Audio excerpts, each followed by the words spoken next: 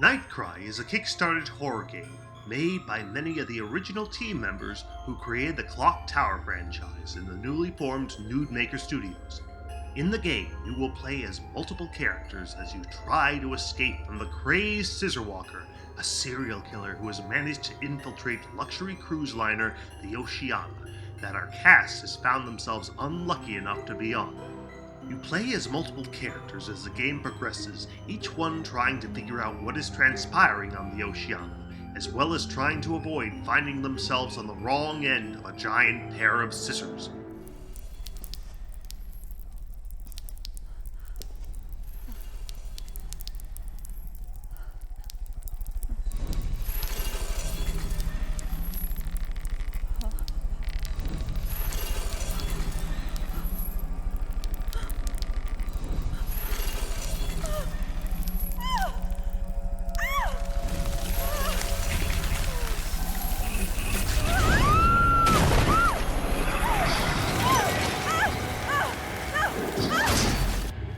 Your main cast comprises of Monica Flores, a young woman who is desperately trying to find herself a rich husband, Professor Leonard Cosgrove, and Rooney Simpson, a classmate of Monica's and arguably the game's central protagonist.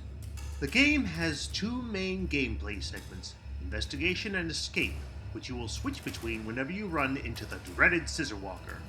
During investigative segments, you will wander around a portion of the ship trying to figure out various puzzles, as well as find out more about the events that are transpiring in the game. You will use the mouse to click on various parts of the environment, causing your character to walk in that general direction. If you double-click, they will speed up a little bit, and begin to run in the direction your mouse indicated. As you move the mouse around different environments, you will find various items that you can interact with, some of them useful, some of them not. While some of the riddles before you have fairly illogical conclusions, most will be fairly simple and shouldn't take too long to figure out.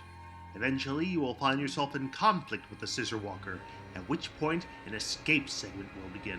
While trying to escape, your character will have an invisible stamina meter that will affect how far they can run and how effectively they can fight against the Scissor Walker.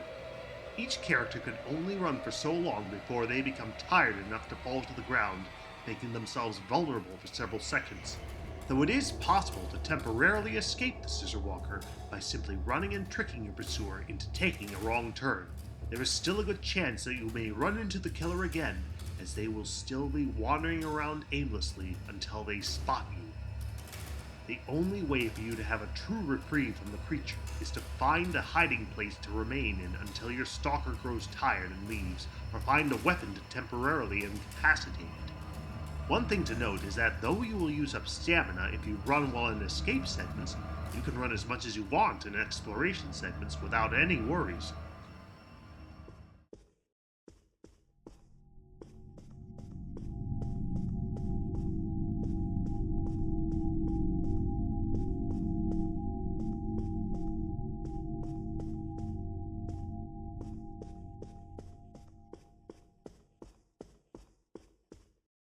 The narrative is all over the place, involving a supernatural serial killer, a crazed cult, and a random little ghost girl, and none of it amounts to anything even remotely sensible. While certain aspects of the story are connected, many of the horror elements have virtually nothing that connects them. The little ghost girl running around the ship is completely unrelated to anything else in the plot, and the fact that there is a random elderly woman that will try to kill you in one of the elevators is never touched upon again after the incident occurs. So much of this game's story would have been made better if it had at least made some semblance of sense. It doesn't help that pretty much all of the characters in the game are static, remaining unchanged from beginning to end. The only character that really shows any sort of dynamic change is the first playable character, Monica, but even this change is only seen in the game's good ending. Almost all non-playable characters have virtually no personality to them, with you often only seeing them once or twice before their inevitable demise. The game also has pacing issues, first chapter being extremely short, acting more as an extended tutorial rather than an actual part of the game, and the second chapter being extremely dull, as at no point will you be at risk of running into the Scissor Walker. Visually, the game is not pretty. While it looks like a significant amount of effort went into the game, the entire experience feels half-baked.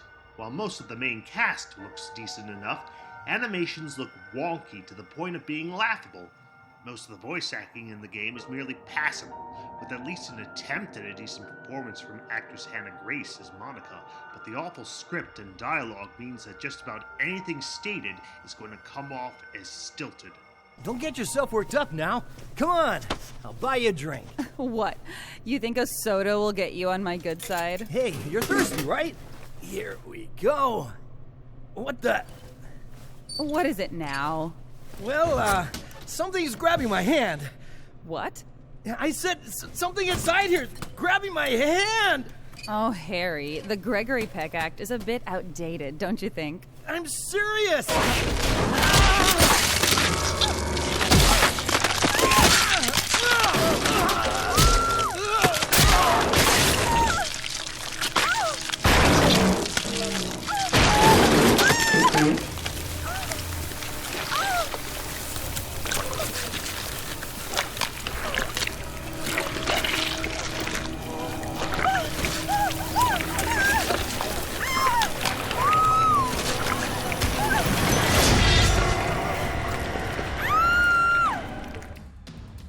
You will also find that your greatest enemy isn't the lunatic chasing you around, but the camera.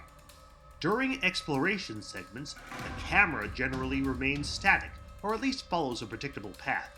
While running away from your would-be killer, however, it swings behind you and will not move unless you turn around and run in the other direction.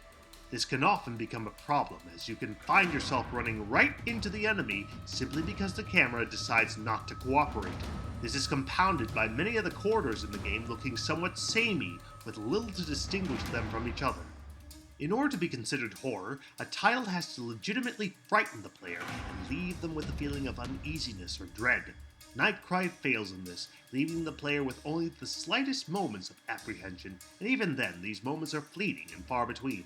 This is a game that I could only recommend to the most hardcore of horror fans and Clock Tower enthusiasts. The game is visually displeasing, lacking in any fright factor, and the worst part, not very fun. Unless you feel the absolute need to play this game for yourself, I would steer clear of NightCry.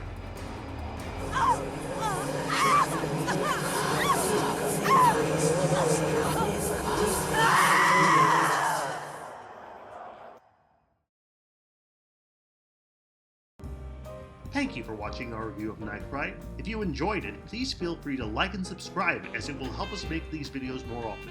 Also, if you enjoyed my narration for this video, check me out on the With Voices project. Thank you!